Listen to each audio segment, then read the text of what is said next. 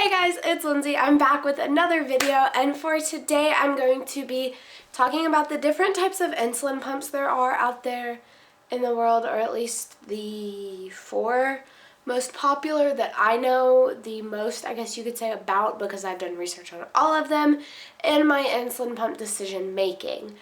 So this is just to help out the people out there who are looking into getting an insulin pump, or who are in the process of getting one, or who don't really know what they are and want to know more about the different options that they have to get. So if you're interested in all of that and all of my knowledge about insulin pumps, then just keep on watching. Okay, so I have my notebook open here, this fancy little guy, and I have all of my notes just quickly written down, and I'm just going to start with the 4 different types of insulin pumps there are out there. There is the Animus Vibe / Ping. I personally had the Ping before I got the T-Slim, and I'm not biased towards any of these insulin pumps. I'm actually going to explain my decision on why I got the pumps that I got in the past to you all. So there is the Animus One Touch Ping and the Animus Vibe, which are the same thing, but the Vibe has CGM compatibility, so you don't have to have the separate little continuous glucose monitor meter thing with you. It's all right there on your pump. The second one they have, which I believe is one of the oldest companies that makes pumps, is the Mini-Med, and this pump is kind of similar to the One Touch Ping in size and style, but it's still also very, very different, and they as well have an option to have a CGM on your pump, so that again you don't have to have the little separate meter guy with you. The third type of insulin pump is the T-Slim, which I am currently a wearer of. The T-Slim is the newest insulin pump to the world, to my knowledge, and it's only been out, I think, for about like 4 or 5, maybe 6 years. It is smaller, to my knowledge, than the other insulin pumps I know compared to my One Touch Ping. It was a little bit smaller. And this pump also has compatibility with the CGMs, so again, you don't have to have the separate meter to carry around with the CGM. It's all on your pump. And then the fourth and final insulin pump I'm going to be kind of going over today is the Omnipod, which is the only tubeless pump out there. I don't believe that the meter / remote thing for the Omnipod has CGM compatibility, but I'm not quite positive about that, but everywhere I've found, I know that it doesn't. Alright, so moving on to the separate features that each insulin pump has, I'm just going to list like the main ones that I personally know of. So the reason I first got the Animus One Touch Ping is because it had a complete colored screen, which I loved compared to the Mini-Med. The Mini-Med itself does not have a colored screen. It does have a light on the screen, however, it isn't colored. So the Ping / Vibe has a colored screen.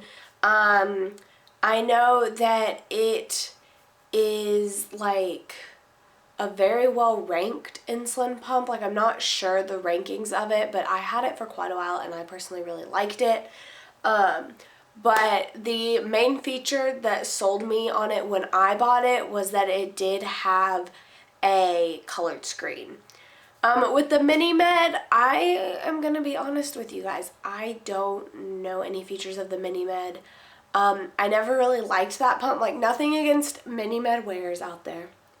We're all people. We all have our own opinions. My opinion is that I just never liked it. But I do know that you can see the cartridge on this side, if I'm not mistaken, and a lot of people like that feature.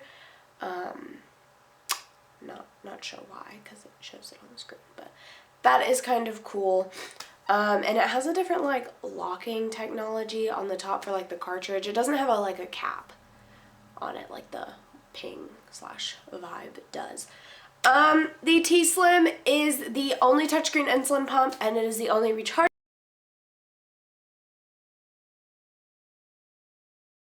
Alright, moving on to the different insets or sites that they have for all the pumps out there.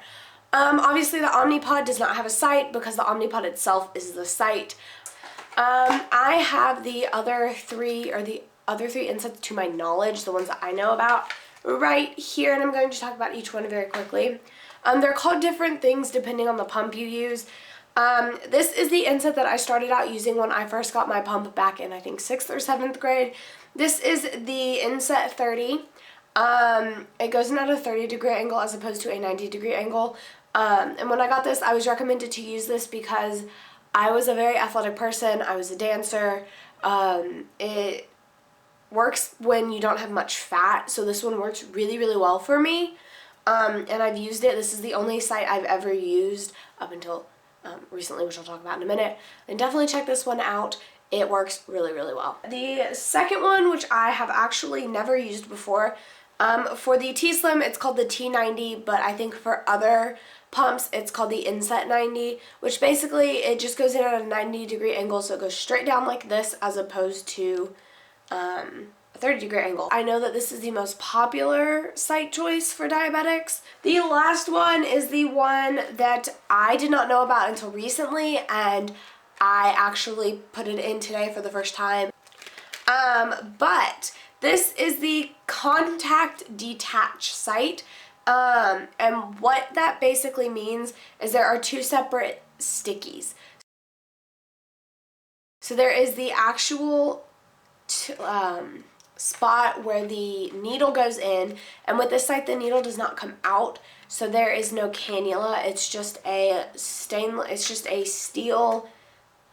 needle. It's really, really small. It's like tiny. It's 6 millimeters. There's just a little steel needle that stays in. You just stick it in like a shot. And then there is another little sticky, as you saw in the video, that sticks to your leg so that if your pump falls out of your pocket, it pulls on the second sticky and not the first little sticky with the actual needle in it. This one goes in at a 90-degree angle. I know a lot of people use it. There's a girl at my school that is a cheerleader who's diabetic, who's a couple years younger than me, that uses this one so that when she's cheering, her site doesn't get ripped out from her pump. These two sites are spring-loaded. This one is not, as I said, but so far I'm liking this one. I've only had it in for a couple of hours, but I can't really feel it. It's just kind of weird knowing that there is a needle in me right now. So those are the site options you have for any insulin pump other than the Omnipod.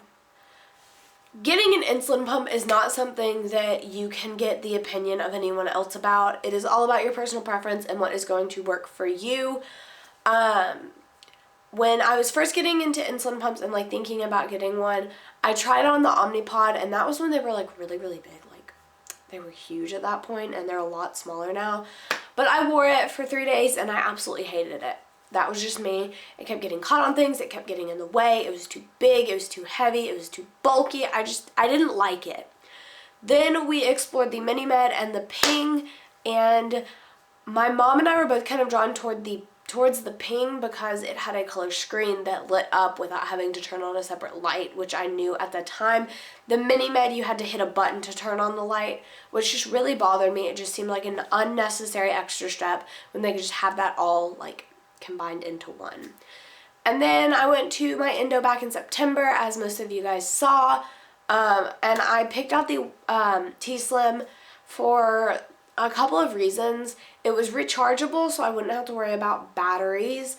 It was touchscreen, which I really, really liked. I felt like it was easier to find settings on and to look through and to figure out, so I really, really liked that about it. And I also liked the fact that I had heard that it is being used in studies for artificial pancreases, for like fake pancreases, which just really, really fascinated me, which meant in my mind that this pump is doing something right, and I really, really wanted it. And to this day, I changed the case. You can't see it because I'm plugged up. Here it is. But getting an insulin pump is all up to you.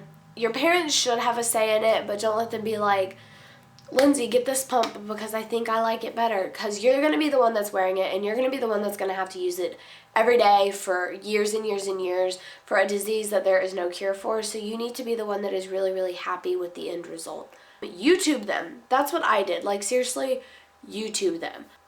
There's tons of videos out there, there's tons of websites out there that will talk to you about different insulin pumps. So please just do your research, and I hope if you don't have a pump right now, you find the pump you love. I'm sorry this video got so long. I just had so much that I wanted to say to you guys and explain about insulin pumps. There's just so much to say about them. I really can't do it all in one video. If you guys want me to do an in-depth review to my knowledge of the T-Slim, I can definitely do that, and I hope you guys liked it. So if you did, give it a big thumbs up. Comment down below what kind of pump you use, and if you don't use an insulin pump, why? Why do you still give shots? And if you do give shots, do you use syringes or the pen? So I will talk to you guys in my next video. I love y'all so much. Bye!